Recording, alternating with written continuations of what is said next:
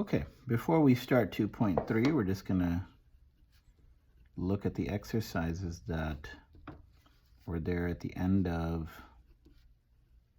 the last section, which was to check whether y is a function of x. We have x squared plus y cubed is equal to 1. And remember that I hinted that if you have an odd power of y, this probably, at least at this stage, probably this is a function. So what we want to do is we want to solve. We can't do this by plugging in numbers, okay? So you have to do it generally. So the idea here is to solve for y. So we have y cubed is 1 minus x squared.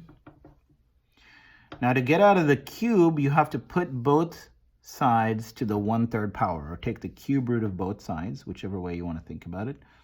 So y cubed to the 1/3 power is equal to 1 minus x squared to the 1/3 power.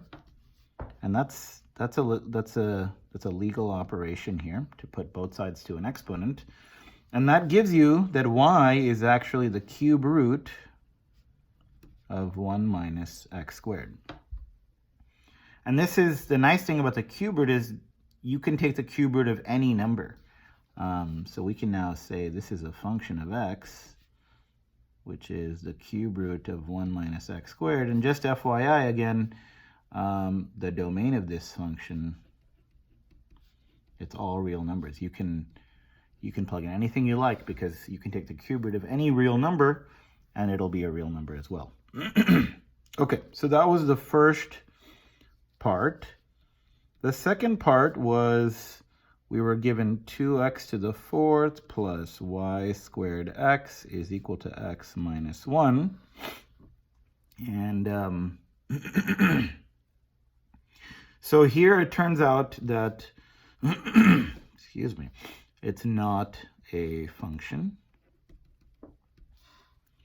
So let's plug in anything. Let's just say we plug in x equals 1. What would happen? Let's see, we would get 2 plus y squared is equal to 0. Well, so this number is not a great number. And the reason being is because we get y squared is negative 2, and that's not that's not good, because we can't take the square root of a negative number. So that particular number doesn't work out, but we haven't lost all hope. Let's go the other direction. Let's try some large negative numbers here. Let's try negative, say, 2. What would happen? Well, we would have 2 times negative 2 to the 4th minus 2y squared is equal to minus 3. So we would have 2 to the 4th is 16 times 2 is 32. So we have 32 minus 2y squared is equal to minus 3.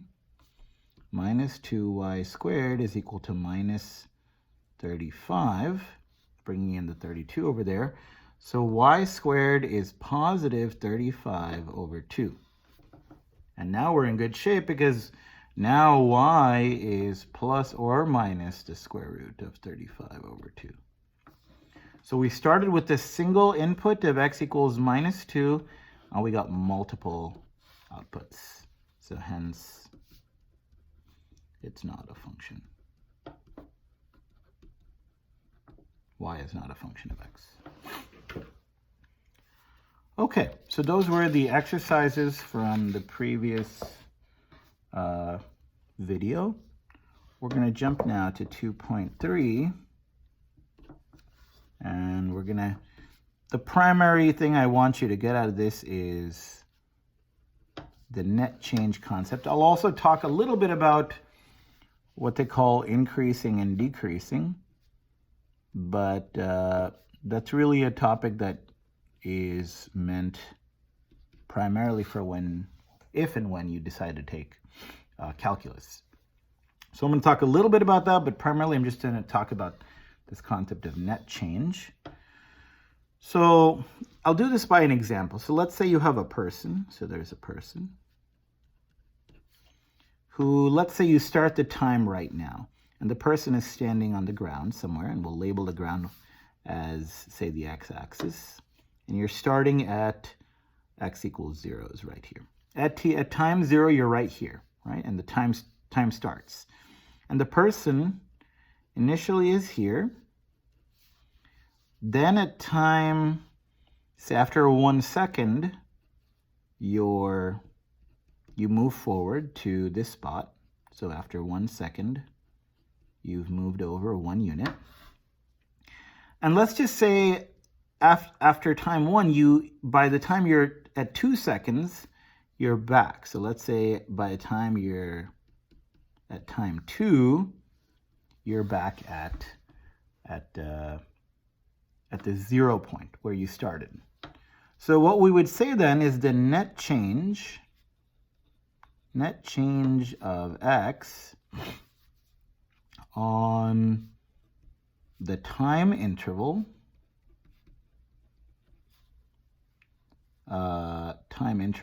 t equals 0 to t equals 2, the net change, the net distance, well, it's where were you here? Well, you were here at 0.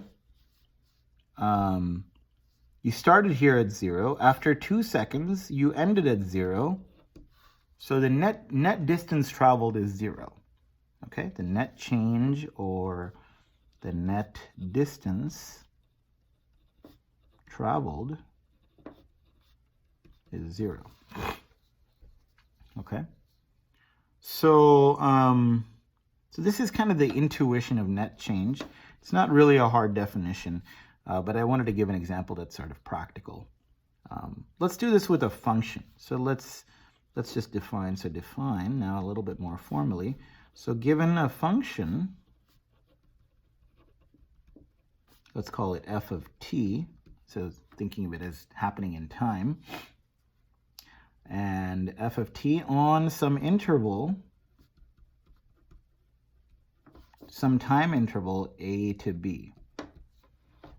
Well, then the net change of f of t on this interval a to b is f of b minus f of a. And you can think of it exactly like this. If you wanted to think of, instead of x, this is a function where the function tells you where you are in time. The net change is simply where are you at the end of the day in relation to where you started with. That's the net change. So this is it's a fairly straightforward example or straightforward definition. Nothing too complicated. So let's do an example. Let's say f of t is negative t squared plus 1. And we want to find the net change on the interval, say, -1 to 3. Well, this is our a, this is our b. It's simply f of 3 minus f of -1. And that's -9 plus 1 minus, if you plug in -1, you get -1 squared plus 1. So you have -8 here minus, this is -1 squared is 1, and then times another one, so you get -1 plus 1. So this is simply -8 overall. So the net change here is -8. What else do we need to do here? There's not a lot more to this net change concept. It can be applied practically, for example, if you're traveling or things like that, but there's not a lot more going on. What we're going to do is we're going to look into this concept of increasing and decreasing very briefly. And I'll do two examples, one just with a graph and one back with the same function. So let's say you had something like this. So let's say this point was -5, -1. This point, sort of the top of this hill, was the point -3, 6. This point here at the bottom of the hill is, say, the point 2, 1. And then we end over here at, say, 7, 10. Okay?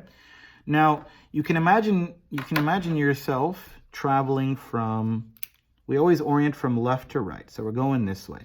So you can imagine yourself, say, climbing this hill, and you're going this way. Apologies for the poor drawing here. But essentially, you're going uphill here, right? So this is an uphill.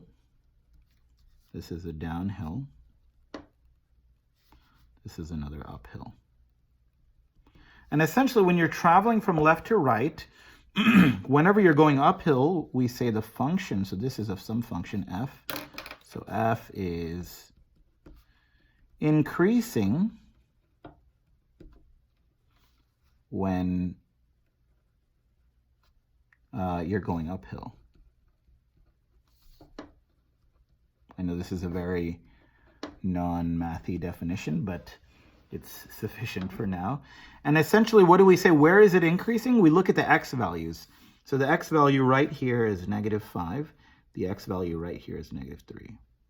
So we say f is increasing. So f is increasing on the interval -5 to -3.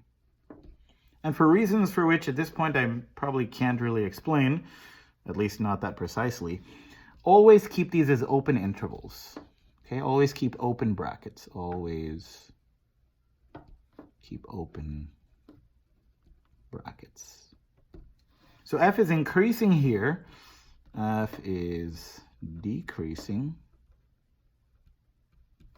on downhill locations, downhill regions. So we say f is decreasing, and we again use the x value. So this is the x value of 2. So f is decreasing on -3 to 2. And then f is increasing on 2 to 7. So this is the idea of increasing and decreasing. Simply, it's when you're going uphill and when you're going downhill. It's really all I want to say about increasing and decreasing. All I'm going to do now is leave you with a little exercise here, or maybe 2 exercises. So one. So for our function that we started with, for f of t is -t² plus 1, when is f increasing and decreasing? So this is part 1 of the exercise, and part 2 is for, say, g of t is equal to the square root of 2t plus 1. Find the net change on the interval, say 1, 2, 4. Let's make it 0 to 4. Okay. So that's it for now. And this pretty much actually concludes what I want to say about 2.3. There's not a lot that I want to say. There's more in the textbook, but I have decided to not include some material there. And we'll start the next video with these exercises.